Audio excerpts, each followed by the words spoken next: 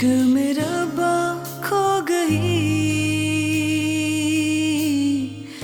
कमली में कैसी हो गई, बन के दीवानी यार की। चाहूं के हारे ना कभी मेरी अकेली जिंदगी।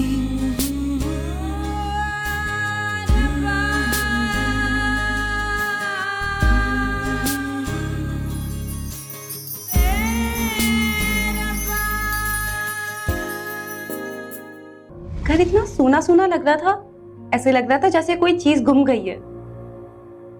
गुम नहीं गई, बिक गई। बहादुरी की चादर ओढ़कर हमेशा के लिए मजलूमियत की जिंदगी गुजारूं। सब कहते हैं शादी के बाद औरत मुकम्मल हो जाती है।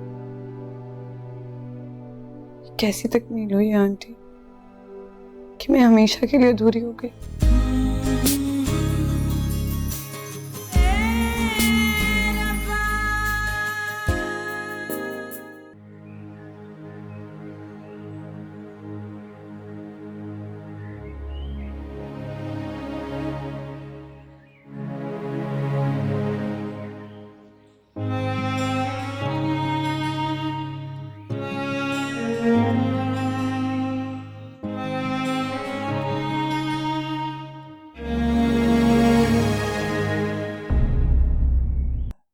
और कैसे बताती? अब मैं चैन से मर सकती।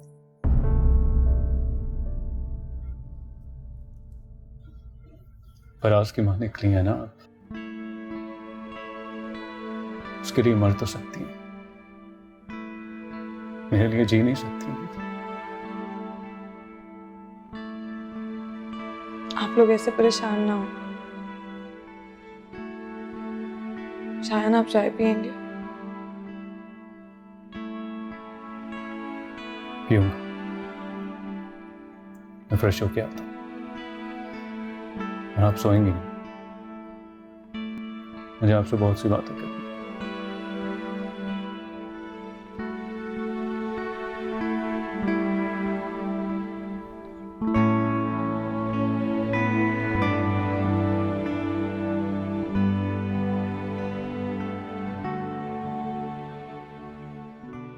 तुम्हें मेरे झूठ का हिस्सा नहीं बनना चाहिए था। गलतियां भी रिश्तों की तरह होती हैं आंटी, ठीक से निभाई ना जाए तो बहुत तकलीफ देती हैं। और इस वक्त आपकी सेहत आपको उस तकलीफ की इजाजत नहीं देती। उस दिन झूठ बोलना बहुत जरूरी था। हुआ? मुझे कहीं नहीं जाना। देखो मिश्रा, रिश्ते ऐसे खत्म नहीं हो जाया करते। ऐसे रिश्ते ऐसे ही खत्म होते हैं आंटी। बेटा, इस सब में तुम्हारी बहनों का क्या कसूर है? जरा सोचो, कितना मिस करती होंगी तुम्हें। आप अंदाजा भी नहीं लगा सकते कि उस घर जाने की सोच से मुझे किस कदर जिल्लत का एहसास होता है। ऐसे लगता है जैसे कोई खरीदी हुई चीज खरीदार के ठुकराने के बाद वापस दुकानदार की तरफ चली जाए। बेटा, इस जुर्म में मैं भी मुजरिम हूँ। नहीं आंटी, अगर आपके घर की किसी चीज को कोई सताइशी नजरों से देखे, जरूरी तो नहीं है कि आप दुकानदार ही बन के बैठ जाएं। अच्छा छोड़ो बेटा, जिद छोड़ दो। मैं तुमसे कह रही हूँ ना, जाओ मिल आओ जाकर। किसको कहाँ जाना चाहिए भाई? अरे बेटा, तुम सुबह सुबह तैयार होकर कहाँ जा रहे हो? क्या मतलब, आप शक कर रही हैं मुझ पे? कहाँ जा रहे हो बेटा? कहाँ जा सकता हूँ भाई, ऑफिस जा रहा हूँ। और कहाँ जा रहा हूँ? अरे अभी कल ही तो आए हो तुम। वो एक्चुअली अमी में स्काइप पे मीटिंग्स कर करके थक गया था। फराज भी नहीं है, मैं भी महीनों से गायब था, अंकल भी नहीं है। मैं सोचा था कि काम पे जाके काम करना थोड़ा। अच्छा ठीक है, बुशरा, तुम्हें भी तो ऑफिस जाना था, वो मूसा भाई जाते जाते कह गए थे। नहीं आंटी, अभी आपकी तबीयत ठीक नहीं है। बेटा मैं बिल्कुल ठीक हूँ, तुम जाओ। मैं चली जाऊंगी, लेकिन अभी नहीं। हाँ, वैसे भी अब लेट जाने या छुट्टी करने पे कौन सी तनख्वाह कटनी है। शायान, सॉरी, चलता हूँ। अल्लाह हाफिज। खुदा हाफिज, अल्लाह निगहबान।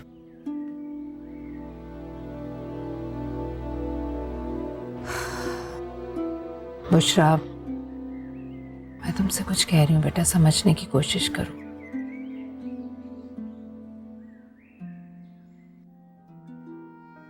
ये वाली पिक्चर्स कितनी अच्छी है ना हमारी एल्बम से।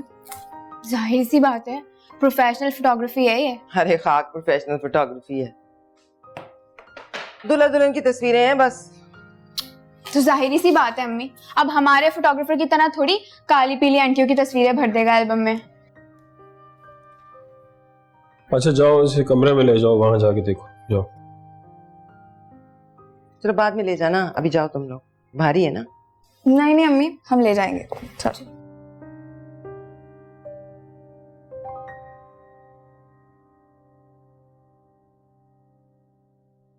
बैंक जाना पड़ेगा कल। क्यों? जॉइंट अकाउंट खुलवाना है, वो फिक्स डिपॉजिट के लिए। पैसे फिक्स क्यों करा रहे हैं? खुदा ना खास्ता कोई जरूरत पड़ गई तो? इसीलिए तो फिक्स करवा रहा हूँ।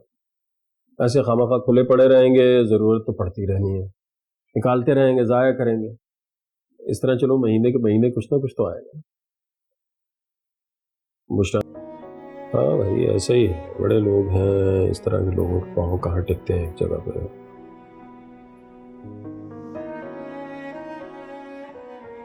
नासिर, जीनिया यूनिवर्सिटी में दाखिला करना चाह रही है। तो देखिए भाई, जो भी जवाब है ना आप खुद ही उसे दे दे, मेरा सारा दिन सर खाती है वो। कमाल ही है, हद। हर बात का जवाब मुझे ही देना। तुमने कुछ नहीं करना, सारी जिम्मेदारी मेरी है। तुमने आज तक कोई जिम्मेदारी पूरी नहीं की। और उससे बात की है वो फिजा से? हाँ की है। फिर वो नहीं मान रहे। क्या मतलब है नहीं मान रहे? तुम हर बात इतने आराम से कह देती हो, उससे पूछो वो क्या क्या करेगी, क्या करना चाह रही है अपनी जिंदगी के साथ। वो कह रही है वो शुएब के साथ नहीं रहेगी, उसे तलाक चाहिए।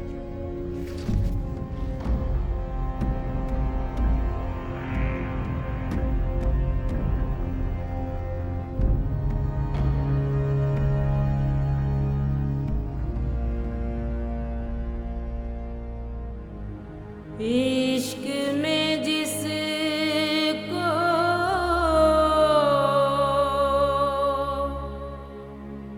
रोग लगा हो, रोगी वो। तेरी बिंदिया उसकी निंदिया ना चुरा ले तो कहना। बदतमीज। ऊपर ऊपर से बदतमीज कह रही है। वैसे तुमने बहुत ही आउटडेटेड गाना गाया है ना। ना इसकी बिंदिया और ना ही उसकी दिंदिया। भाई अब हमें क्या पता पीछे पीछे क्या हो रहा है। एक थप्पड़ लगाऊंगी ना, सब पता चल जाएगा। जान चली ना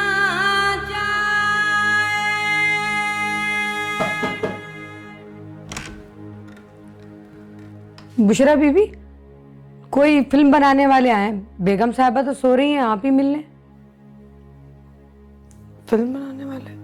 वही जो शादी ब्याह की तस्वीरें खींचते हैं। आप चलिए, मैं आती हूँ। जी अच्छा।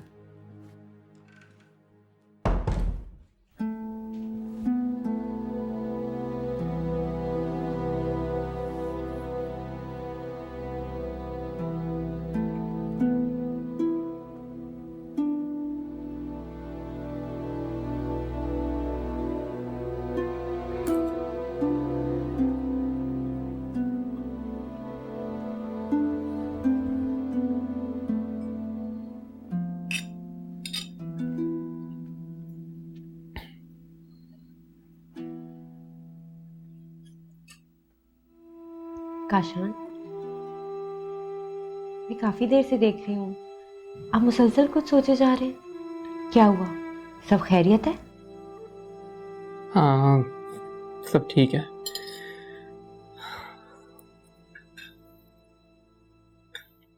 तुम्हें याद है मैं तुमसे एक शख्स का जिक्र किया था? कौन सा शख्स?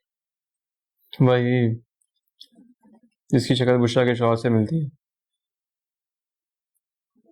वो आज हमारे ऑफिस आया था। उसका नाम फराज जावेद है और वो कराची। सॉरी अगर मैंने आपको डिस्टर्ब किया। नहीं नहीं, प्लीज बैठिए। एक्चुअली हम काफ़ी अरसे से आंटी और मिस्टर फराज और मिस्टर शयान से कांटेक्ट करना चाह रहे हैं, बट समहाउ कांटेक्ट हो नहीं पा रहा। ये आपकी अमानत है। एक एल्बम आपकी अम्मी के घर का था, हमने वहाँ पहुँचा दिया। Thank you.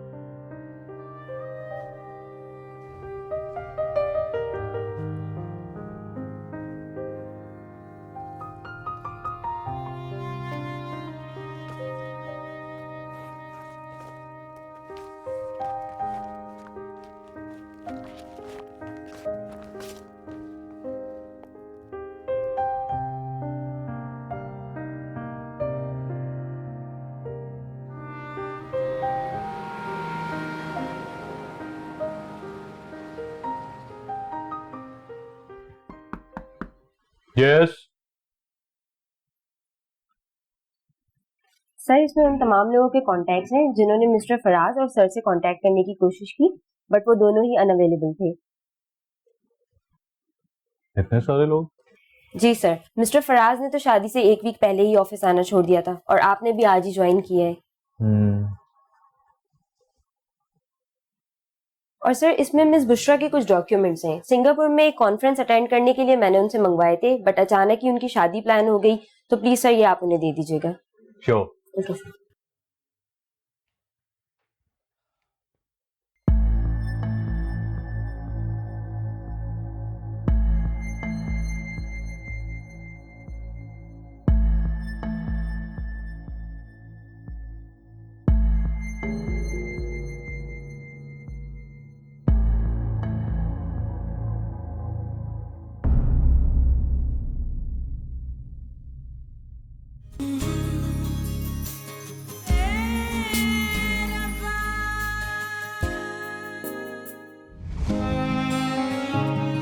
बुशरा, ये तुमने अपनी क्या हालत बना रखी है?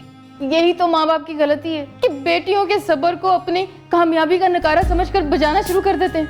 मुझे किसी भी सच की तफसीलात जानने का कोई शौक नहीं है, क्योंकि ये आप लोगों का पर्सनल मामला है। अम्मी, जरूरी तो नहीं है ना कि हर बात कहकर बताई जाए। अच्छी माएं अपनी बेटियों के दिल की हर बात जानती हैं। रुकैया जी, ये एल्बम यहाँ किसने रखी? उठाओ और ले जाकर जला दो इसे। फराज ने आपको हनीमून पे तंग तो नहीं किया? तुम्हें कुछ जानने की जरूरत नहीं। जरूरत है अम्मी, क्योंकि मैं जानना चाहता हूँ कि वो ऐसा कौन सा मुल्क है जहाँ पासपोर्ट के बगैर आप जा सकते हैं। इश्क मेरा खो गई, कमली में कैसी हो गई, बन के दीवानी यार की।